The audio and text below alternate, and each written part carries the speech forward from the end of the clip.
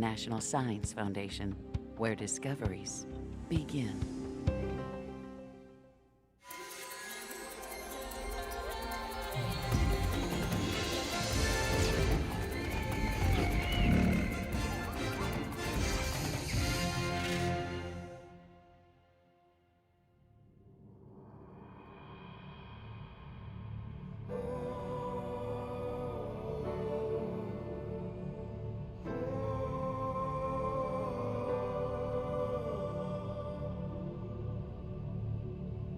Beneath the Earth we know lie other worlds, hidden from sight, lost in time. But sometimes we can glimpse a lost world through remnants of the past. We've definitely got a skull. Lower right, what do you think? It's hard to say. Maybe This story begins with the discovery of unidentified bones. depositional environment. It's part of the Niobrara. A team of paleontologists will try to figure out whose bones they are and what world they came from. So we got a time frame. That's a start. They were discovered in Kansas, mostly farmland today. But once, Kansas lay beneath a vast sea.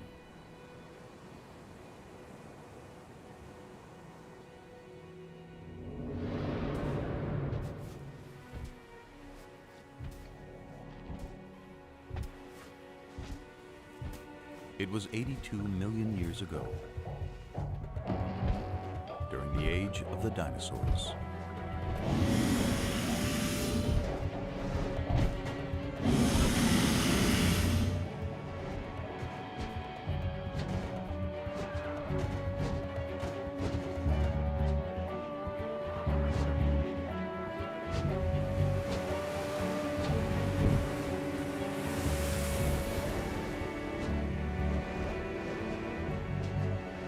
But there was another world of giants on Earth.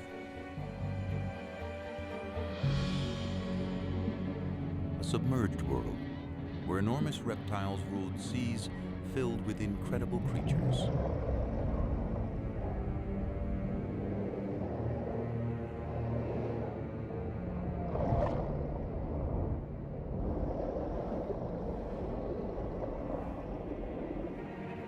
These were the most dangerous seas of all time. No living thing was safe.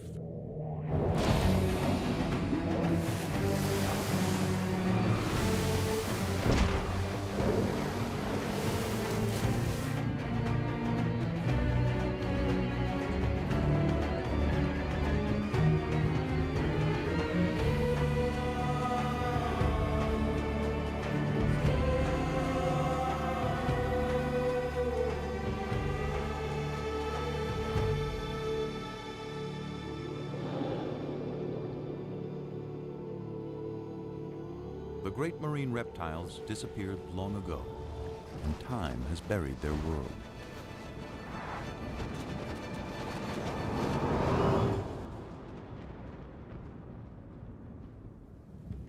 But any of us might still encounter a sea monster.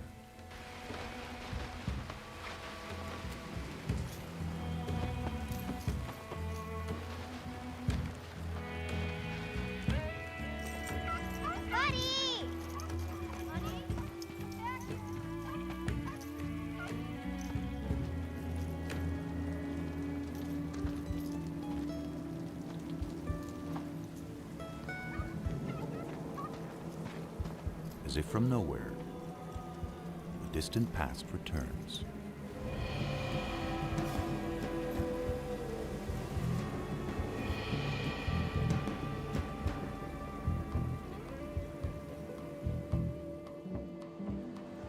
The scientists hope to find not just the fossil of an ancient creature, but a story recorded in its bones. Grab your tools.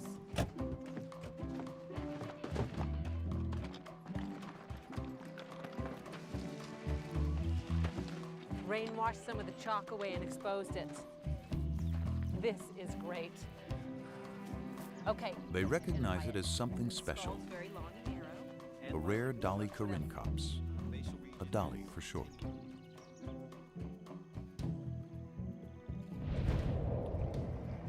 It was a marine reptile of the late Cretaceous, a little bigger than a dolphin and a fast swimmer.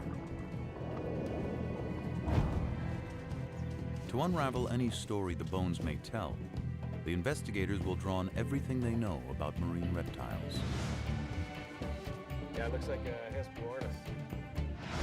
Their fossils have been found around the world over decades. Yeah, the matrix materials we've got in the lab seem These finds will help the team piece together the story of the dolly and picture the moment in time when it swam in the sea. In many ways, the dolly's world was far different from ours. The climate was warmer, sea levels were higher, and more of Earth was submerged. This dolly would have lived in a vast inland sea that cut North America in two. Marine reptiles were also found in the waters around Europe, which was a scattering of islands, and throughout the world's oceans. In time, they died out and sea levels retreated, exposing vast areas of seabed. Fossils from the ancient oceans turned up on every continent.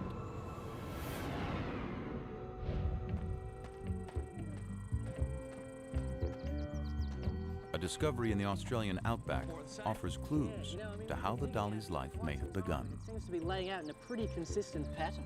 95% of the fossils we're finding here are the bones of juveniles. So many small bones in one area suggest that marine reptiles gathered in protected shallows to give birth. And in North America, that's how the story of this dolly begins to unfold. Imagine that one of the creatures in the shallows is a pregnant Dolly corincops. She gives birth to a male, 18 inches long and colored like his mother.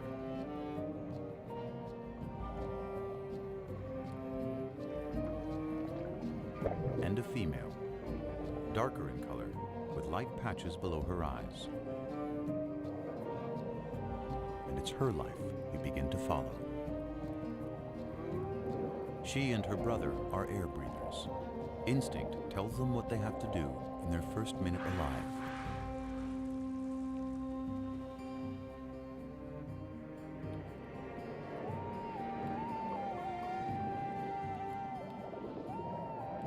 From the beginning, the little female and her brother practice skills they'll need one day, when they'll have to leave the safety of the shallows for the dangerous seas beyond.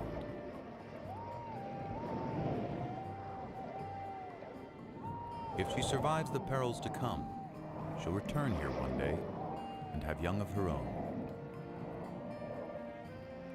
Already, she finds competition for food. There's the Hesperornis, a bird that can't fly and has a beak full of sharp teeth.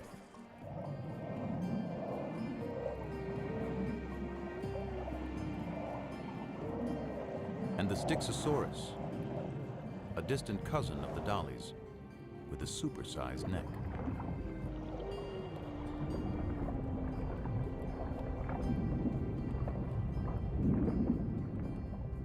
An adult can reach 35 feet in length.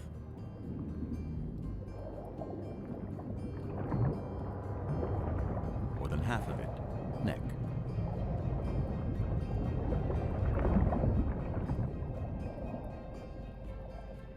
Its shape makes it a slower swimmer, but it's great for catching fish.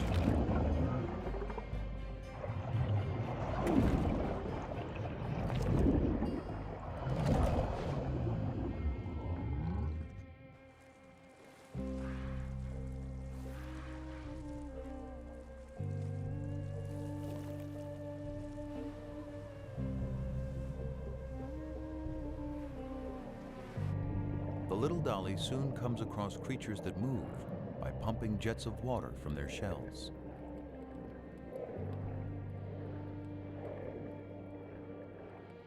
They're called ammonites, and they thrive in the ancient sea.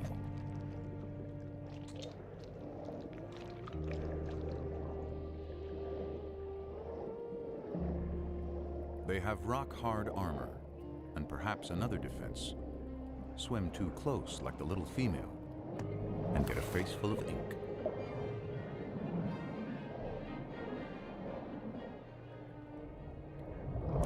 But that doesn't stop a young platycarpus when it wants a snack. Ammonites were once abundant, and their fossils have been uncovered often, even by a road crew in Texas.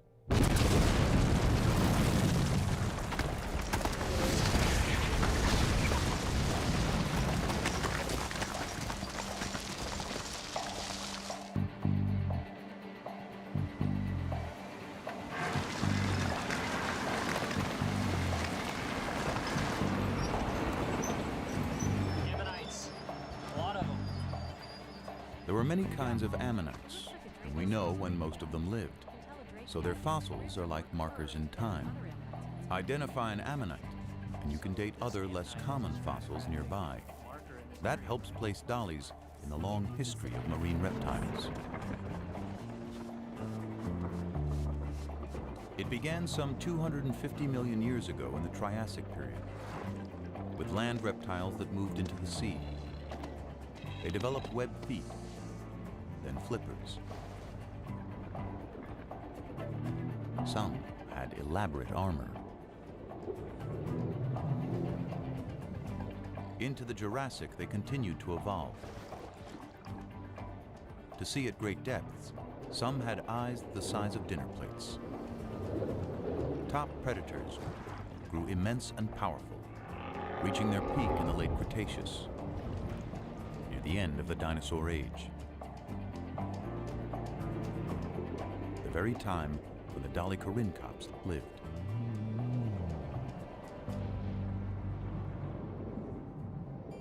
Months have passed, and the female and her brother are now juveniles. But they're still in the safety of the shallows, and unaware of the huge predators in the sea beyond. For now, they're mastering the art of catching their favorite prey, herring-like fish called Encotus.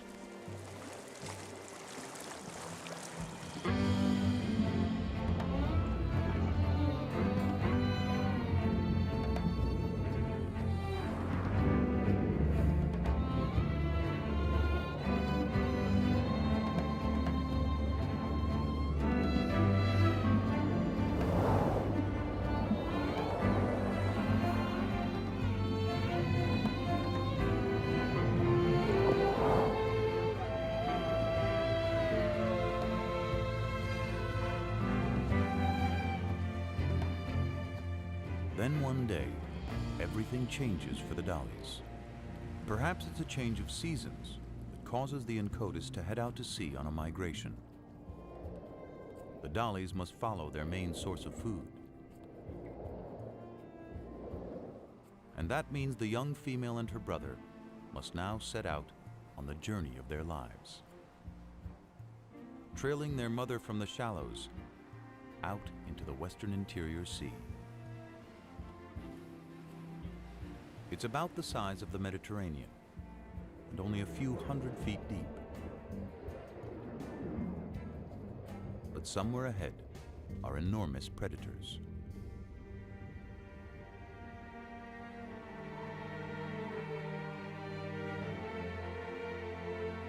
We know because where those predators once swam, the layered earth holds their remains as if a vast graveyard. Exposed to wind and rain, it gradually reveals what's within.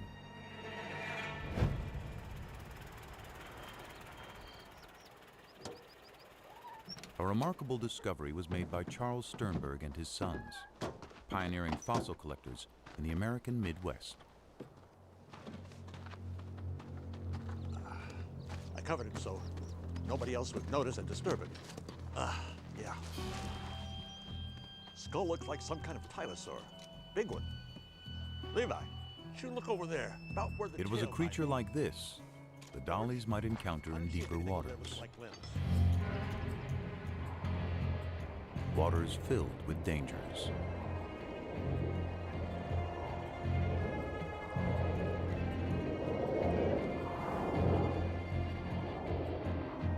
The Tusateuthis was a massive hunter, like the giant squid of today.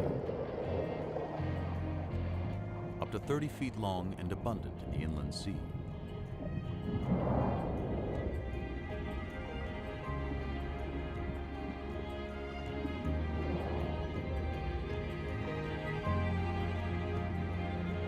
It was too big to be attacked by the Platycarpus,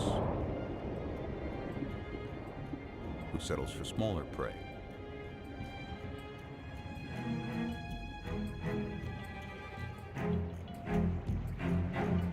Platycarpus itself was fierce, but not in the same league as its larger relative, the creature the Sternbergs had found.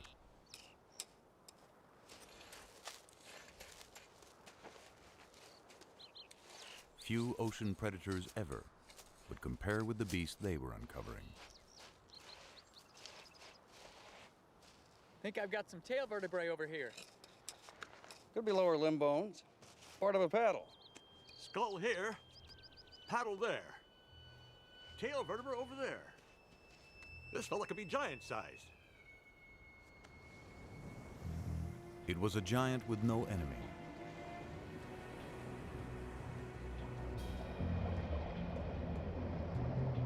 A great reptile called Tylosaurus. One of the largest and most ferocious creatures of any age.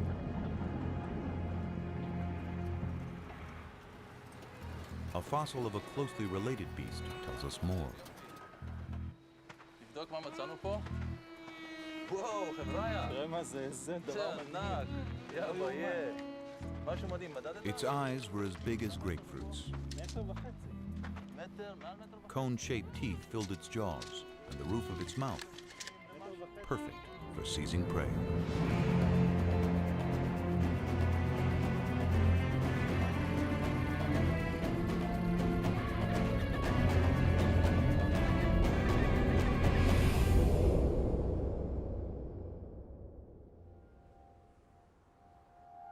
The Tylosaurs were out there, but there were other predators more easily spotted.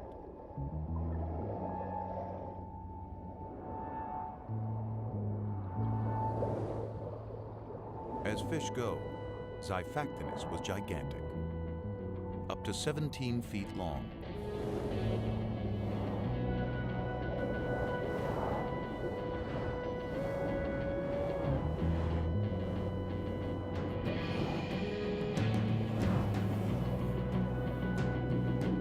More than twice the size of the little female dolly. It was a hunter that could kill quickly, and this day, one did.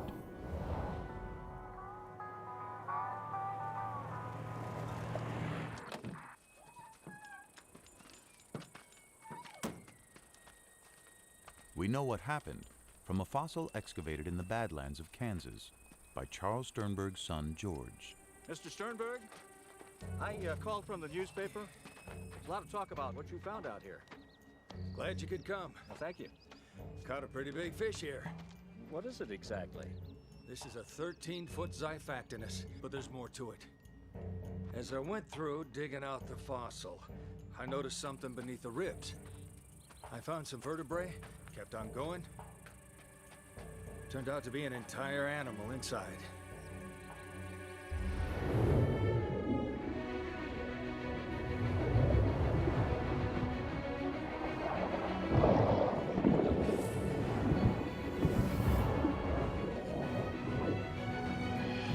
The victim was a 6-foot fish called a gillicus. Such a mouthful that swallowing it killed the Xiphactinus, a prehistoric victim of gluttony.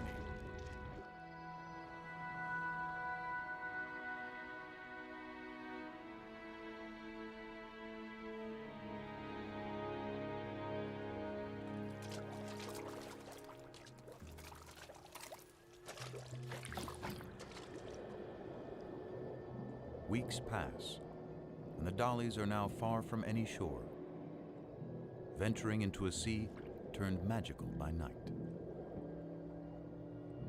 Microscopic plankton give off an eerie glow.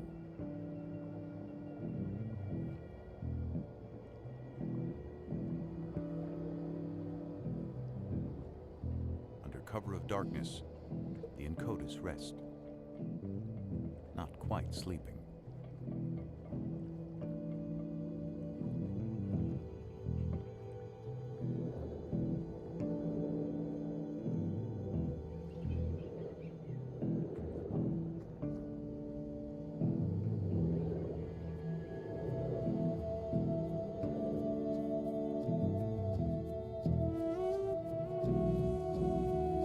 Below, there's a mass spawning of straight-shelled ammonites.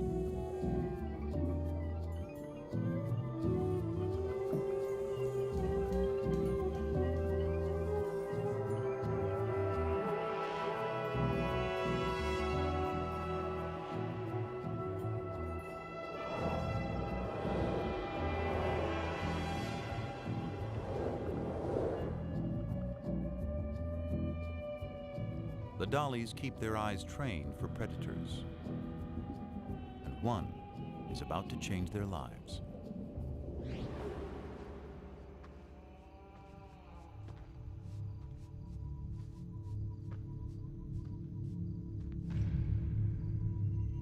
There's hundreds of shark's teeth here. After a long day hunting fossils, two amateur collectors unearthed the wealth of shark's teeth.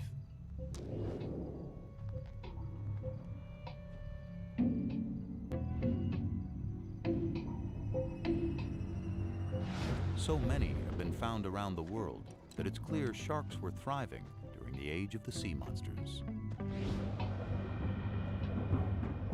The Cretoxyrhina is as big and lethal as the great white of our day.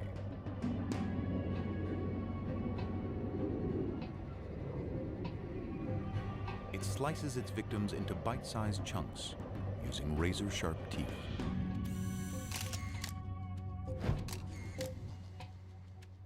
Kijk naar de littekens van deze schedel. Beslist het teken dat er gebeten is.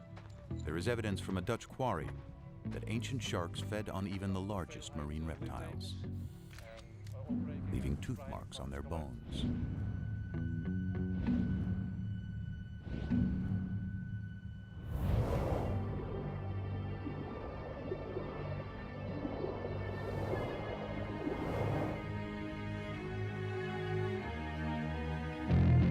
The female and her brother are being watched.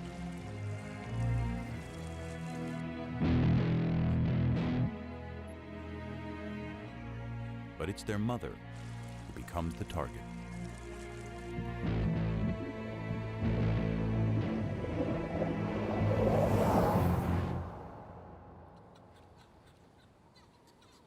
Their mother is gone, but it isn't over. A smaller shark goes after the young female. She's wounded, but she survives the initial charge.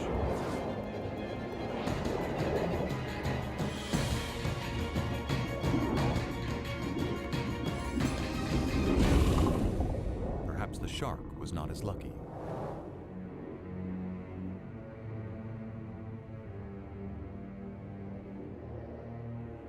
Her injury will heal, though she'll always carry a shark's tooth embedded in her flipper. The two youngsters must now continue on their own.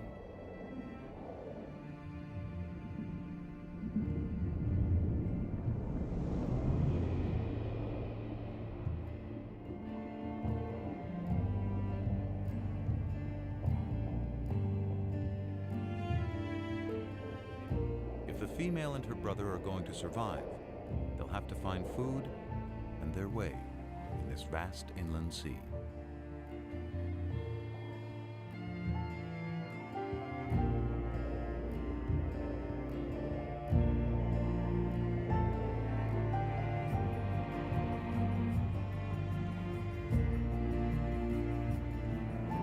Finally, they see something familiar. A school of Incotus, trailed by other dollies.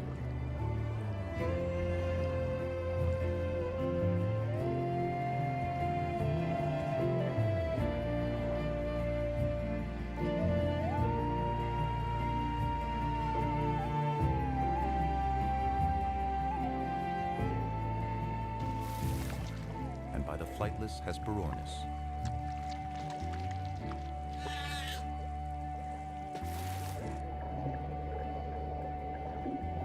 But nearly anything in the sea can be a meal for a tylosaur. This one died with a full stomach. Yeah, it looks like a Hesperornis. Big as a pelican. Maybe bigger. The stomach contents of a single tylosaur reveal its enormous appetite. I think so.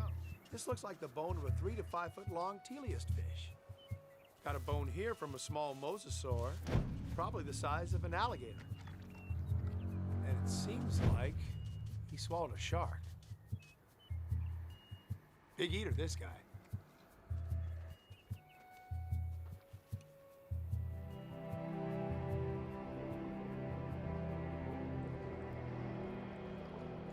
For several weeks, the travelers push on.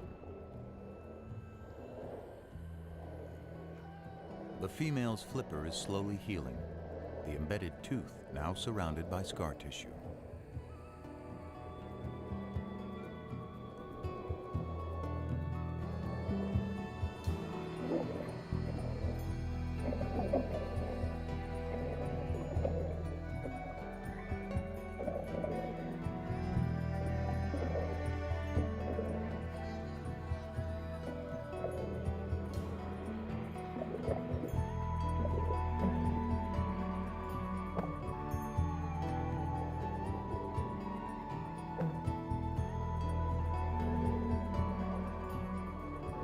The young female is drawn away by a potential meal of squid.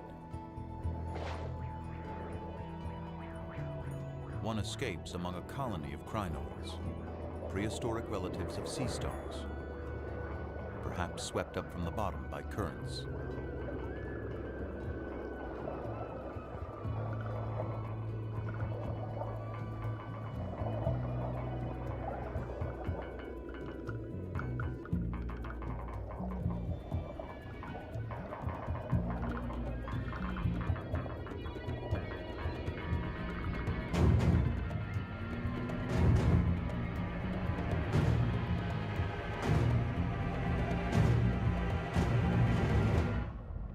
Female has put herself directly in the sights of a giant.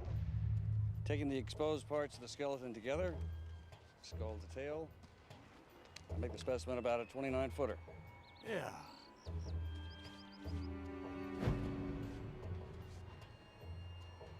There's something in the stomach.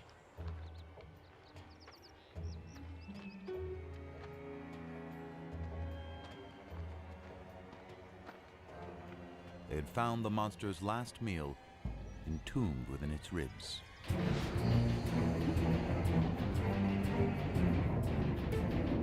Because dollies are fast, a tylosaur's best bet is to catch one by surprise.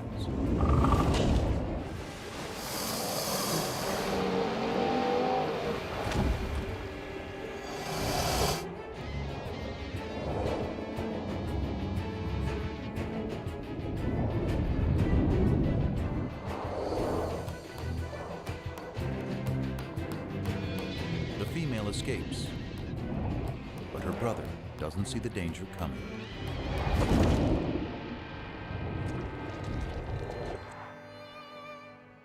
The Sternbergs had discovered a story locked in time of two ancient lives intersecting. But why did the predator die so soon after eating the dolly? Tylosaurs were likely territorial and aggressive, even with each other. Perhaps an older tylosaur suddenly appeared.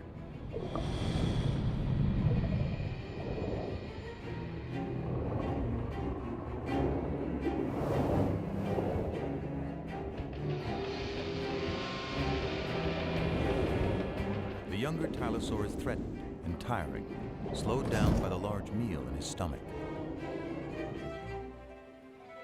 The female dolly is forgotten.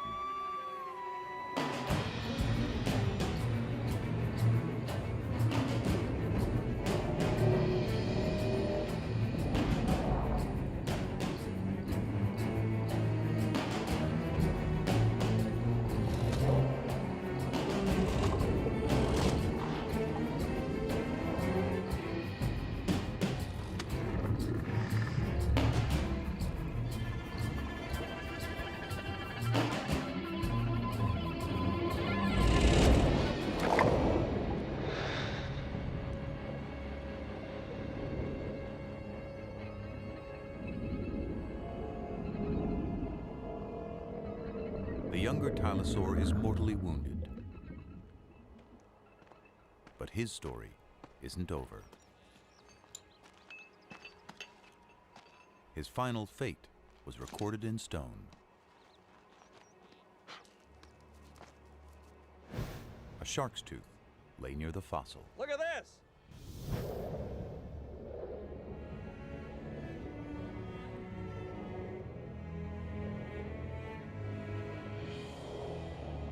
The female moves on with the others. Soon, the scavenging will begin.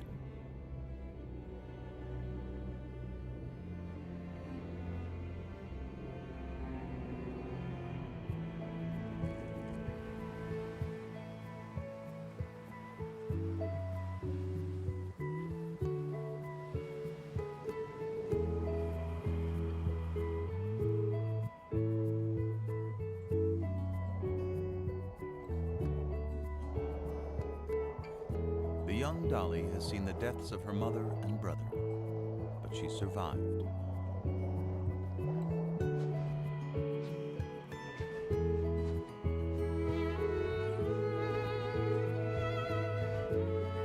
Each year, marine reptiles gather again in the birthing grounds of the shallows. Among them is the dolly with the wounded flipper, now fully grown. She's completed her journey and returned to the waters of her birth. And after several seasons, she becomes a mother. Her young will grow larger and stronger, and one day set out on their own journeys through the inland sea. Day by day, month by month, life plays out.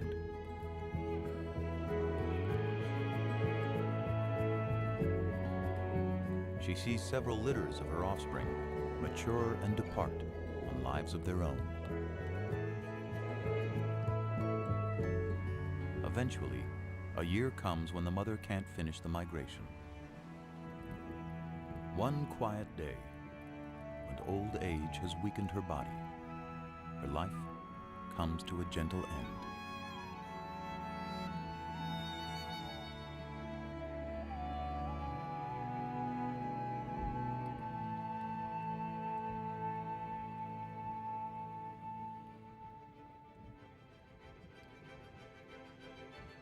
Millions of years' worth of days and nights and seasons pass as she lies undisturbed. Sea levels rise and fall.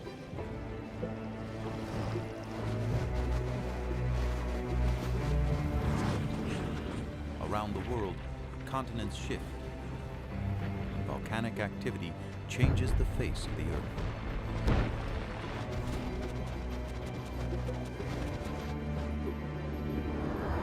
New species appear, and old species vanish, including the last of the sea monsters.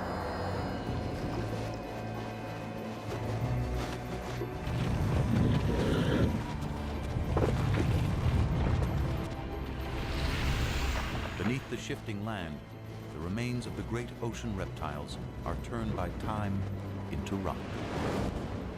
Daddy? And lie hidden until exposed. Daddy? This time by a summer rain.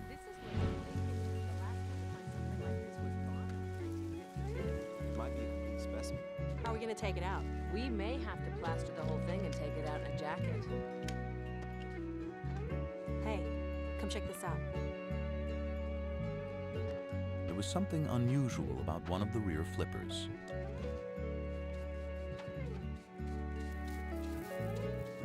shark's tooth embedded between the bones.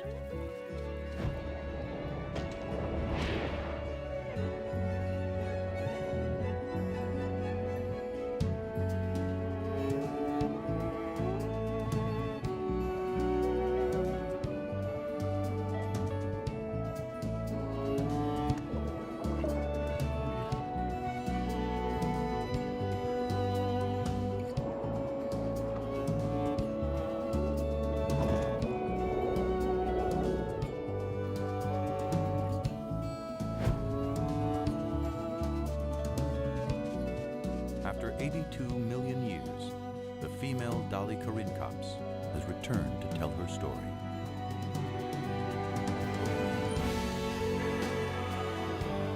There are countless other creatures still buried within the layers of the earth, waiting for us to find them, waiting to tell us stories of our world when it was theirs.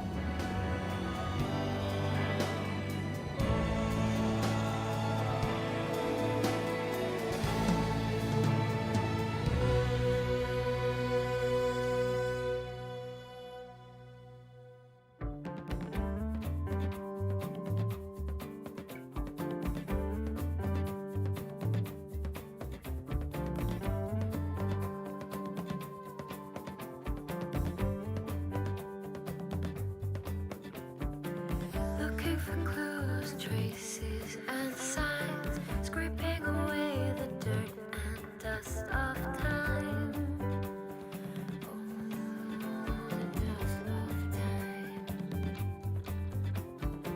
Digging out the mud that conceals, take it away and it reveals hidden stories, hidden lives, hidden stories, hidden lives.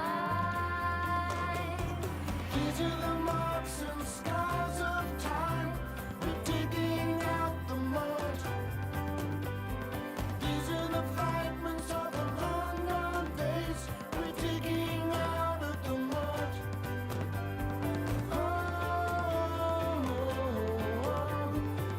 Burning stories of a different life.